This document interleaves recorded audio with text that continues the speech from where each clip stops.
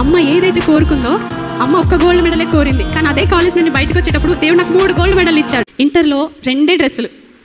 ఇంకెప్పుడు ఇందాక చెప్పాను కదా, ఎప్పుడు చికెన్ ఎప్పుడన్నా తినాలనిపిస్తే కాక్రోచ్లు వచ్చేసేవి. సో ఎప్పుడు ఎంత ఆశ ఉండేదో చికెన్ తినాలని, కానీ ఎప్పుడూ ఉండేది కాదు. రేషన్ రైస్ ఇస్తారు కదా, చాలా లావుగా ఉంటాయి, అవి తీసుకొచ్చి అమ్మ వండి పెట్టేది. అది తిందామంటే తినాలనిపించేది కాదు. అమ్మ ఎక్కడికైనా భోజనం వస్తే అమ్మ చెప్తుండేది, ఈరోజు కడుపు నిండా తినండి అన్నం, ఈరోజు అక్కడ చికెన్ పెడతారు, ఈరోజు అక్కడ సన్న రైస్ పెడతారని చెప్తుండేది. ఎక్కడికైనా వెళ్ళినప్పుడు చాలా సంతృప్తిగా తినేవాళ్ళం. కానీ ఇంట్లో చూస్తే వెజిటేబుల్స్కి కూడా డబ్బులు ఉండేవి కాదు. అమ్మ ఎప్పుడో ఊరిలో పెట్టిన పికిల్ ఇంత తీసుకొస్తే కొంచెం కొంచెంగా వేసుకొని అదే రేషన్ రైస్తో తినేవాళ్ళం. అమ్మ కొన్ని రేషన్ రైస్ వచ్చేది మాకు. సో అమ్మ కొంచెం హెల్త్ బాగోలేదు కాబట్టి అమ్మ ఎక్కువ తినాలని చెల్లి నేను తిన్నట్టు నటించి అమ్మకి ఎక్కువ పెట్టేసేవాళ్ళం. అమ్మ హెల్తీగా ఉండాలి, మనం లేకపోయినా పర్వాలేదు, అమ్మ హెల్తీగా ఉంటే మనల్ని చూసుకుంటుంది అని. సో అలా ఇంటర్ కూడా గడుస్తూ వచ్చింది. 2 డ్రెస్తోనే 2 సంవత్సరాలు.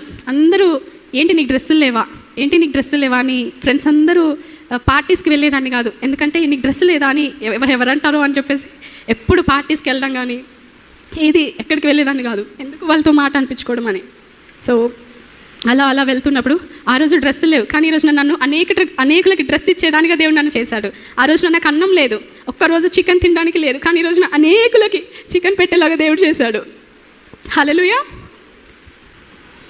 అలా ఇంటర్ అయిపోయింది. ఇంటర్లో కూడా దేవుడు కాలేజ్ మొత్తంలోనే 3rd ర్యాంక్ ఇచ్చాడు. ఇంకా డిగ్రీ వచ్చేసరికి డిగ్రీ ఇక్కడైతే గవర్నమెంట్ కాలేజ్ లేదని ఖమ్మం వెళ్ళి చదువుకున్నాను. హాస్టల్లో ఉండి ఖమ్మంలో వెయిట్ చేసి ఒక మాట అన్నారు విసుగొచ్చి, శ్రావణి నువ్వు ఈ కాలేజ్కి ఫస్ట్ రావాలి, ఈ కాలేజ్లో నువ్వు గోల్డ్ మెడల్తో బయటికి రావాలి. ఇప్పుడు ఎంతగా నేను ఇక్కడ ఇలా వెయిట్ చేశానో అలా ఇంత బాధపడకూడదు, ఈ కాలేజ్ నుండి వెళ్ళేటప్పుడు చాలా ఆనందంతో సంతోషంతో మనం వెళ్ళాలి అని అమ్మ చెప్పింది. ఆ మాటలు బాగా నన్ను హృదయంలో నేను భద్రపరుచుకొని ఆ కాలేజ్లో జాయిన్ అయిన రోజు నుండి ఆ 3 years కూడా నా హాస్టల్లో రాసి పెట్టుకున్నాను ఒక గోడ మీద, శ్రావణి నువ్వు అదే మా అమ్మ ఏ మాటలు అయితే చెప్పిందో ఆ మాటలు, గోల్డ్ మెడల్ పొందుకోవాలి, so don't waste your time, అలా రాసి పెట్టుకున్నాను. ఎప్పుడైనా ఫ్రెండ్స్ వచ్చి మాట్లాడుతుంటే అది చూసి నాకు వెంటనే గుర్తొచ్చేది అమ్మ చెప్పిన మాటలు. సో ఎప్పుడు కానీ నేను టైం వేస్ట్ కానీ వేరే వాళ్ళతో మాట్లాడడం కానీ ఎక్కువ అలా ఏం చేసేదాన్ని కాదు. హాస్టల్లో ఉన్నప్పుడు కూడా అందరినీ ఇలా కూర్చోబెట్టేసి వాళ్ళకి చిన్నగా మెసేజ్ చెప్పడం, కంటత వాక్యాలు ఇవ్వడం, సాంగ్స్ నేర్పించడం అలా చేస్తూ ఉండేవాళ్ళం. ఎప్పుడు ఆ గోల్డ్ మెడల్ అని కనబడగానే అమ్మ గుర్తొచ్చేది, అమ్మో చదువుకోవాలి అని చెప్పి వెంటనే అలా చదువుకుంటూ ఉన్నాను. అమ్మ ఏదైతే కోరుకుందో అమ్మ ఒక్క గోల్డ్ మెడలే కోరింది, కానీ అదే కాలేజ్ నుండి బయటకు వచ్చేటప్పుడు దేవుడు నాకు 3 గోల్డ్ మెడల్ ఇచ్చాడు. హల్లెలూయా. చాలా సంతోషంగా ఉంది. అమ్మ నేను కళ్ళతో చూడాలి నీ గోల్డ్ మెడల్ ఇస్తుంటే అని అమ్మ కూడా ఆ రోజు ఫంక్షన్కి వచ్చారు. అదే హాస్టల్లో ఉండి నేను చదువుకుంటూ ఉన్నప్పుడు ఫస్ట్ ఇయర్లో నాకు ఎగ్జామ్ రాయడానికి వెళ్ళడానికి వేరే కాలేజ్లో హాస్టల్లో ఉండి నేను చదువుకుంటూ ఉన్నప్పుడు ఫస్ట్ ఇయర్లో నాకు ఎగ్జామ్ రాయడానికి వెళ్ళడానికి వేరే కాలేజ్లో రాయడానికి వెళ్ళడానికి నాకు రూట్ తెలీదు. నాకు ఖమ్మం కొత్త కాబట్టి ఎలా వెళ్ళాలో తెలీదు. నాకు ఆ టెన్షన్కి చాలా ఫీవర్ వచ్చేసింది. అప్పుడు నా దగ్గర చూస్తే 20 రూపీసే ఉన్నాయి. ఇంకో 2 daysలో ఎగ్జామ్ ఉంది, ఏం చేయాలో అర్థం కావట్లేదు. ఏడుస్తూ అలా పడుకొని ఏడుస్తున్నప్పుడు ఒక పక్కన రూమ్ సిస్టర్ వచ్చి హాస్పిటల్కి తీసుకెళ్లారు. ఈ డాక్టర్ బాగా చూస్తారు, ఒక్కసారి రా అని అంటే ఆ 20 రూపీస్ పట్టుకొని హాస్పిటల్కి వెళ్ళాను.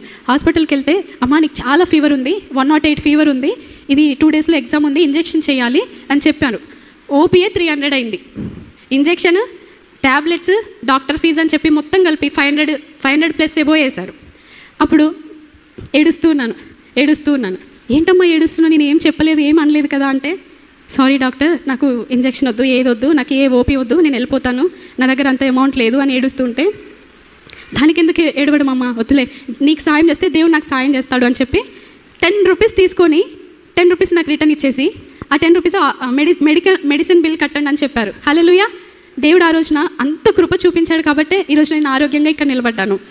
అలా ఆ డాక్టర్కి దేవుడు మంచి మనసునిచ్చి నాకు ఎగ్జామ్ రాయడానికి మంచి ఇంజెక్షన్ వేశారు, మంచి ట్యాబ్లెట్స్ ఇచ్చారు. ఆ 20 రూపీస్తోనే 500 ప్లస్ అమౌంట్ని దేవుడు 20 రూపీస్కి అలా తగ్గించేశాడు. అంత ఫేవర్ అనుగ్రహించాడు దేవుడు. చాలా సంతోషం వేస్తూ ఉంటుంది.